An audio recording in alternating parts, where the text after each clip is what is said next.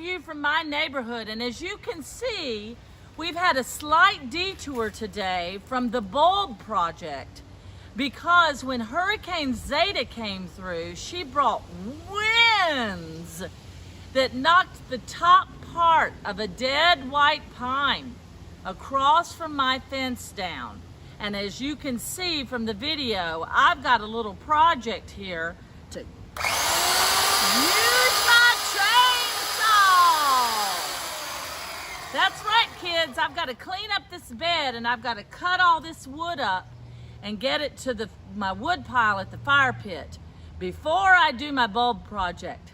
So I just wanted to show you.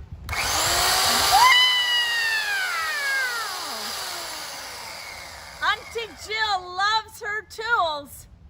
So in a couple of hours, I'll be right back and we'll plant us some bulbs. Bye. Well, hey boys and girls, here's Bear and me.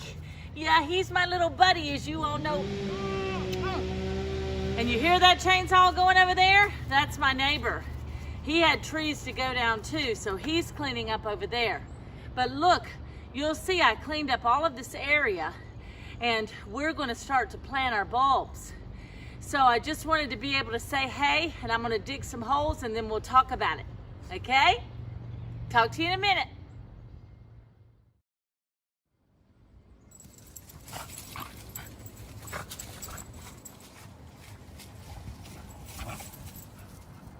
Well, hello boys and girls, and look, this whole area where that tree was. Now we have dogs that are playing, and we have totally cleaned this out.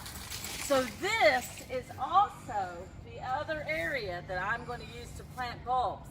And that's why I needed to get all that debris out of here so that I could finish this project. So I'll see you in a minute.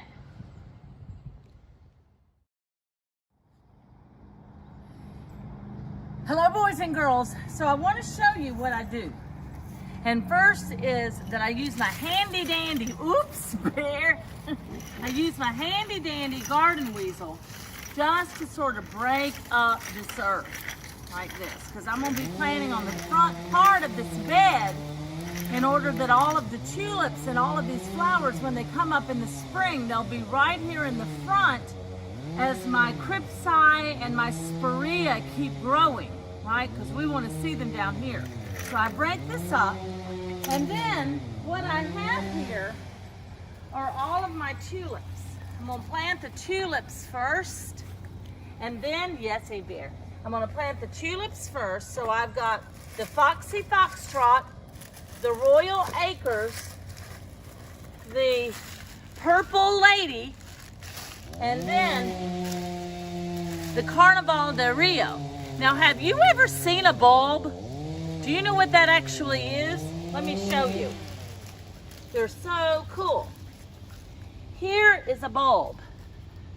See? And the thing is, it has a flat bottom part, and then it has the little pointy part. So what I will do when I dig my hole, I will put the flat bottom part down and the pointy part sticking up, because that's what it'll grow out of.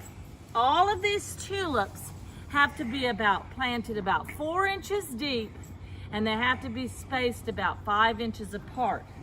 So I've got my handy dandy roller and my handy dandy spade, and let's plant our first little tulip together, okay? So we'll do it right here. So I pull that out.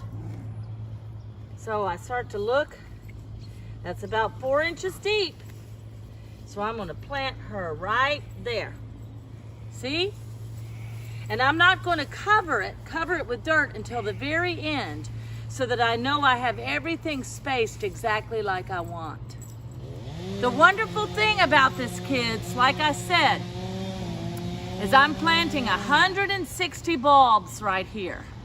And I'm taking the effort, I'm making the effort now to do this so that next spring I'll be able to enjoy all the beauty once these bulbs come up and there are all these flowers. And that's the lesson that I want you to learn. that sometimes we have to put work and effort in for a longer period of time, full of expectation for when something's finally going to bloom and be created. So I want you to think about what you're going to do this fall and winter as a project to where you can start it now, and on the other end in the spring, you'll be able to see what your efforts produced. Whether it's planting a bulb, maybe if you've never planted bulbs, maybe you need to ask your mom and dad, hey, let's go to the hardware store and get us like 6 bulbs. And you plant them somewhere really special so that you can live in expectation for them to bloom next spring. Or you could paint a picture, you could write a book, you could work on a piece of music and get it learned over the next 6 months.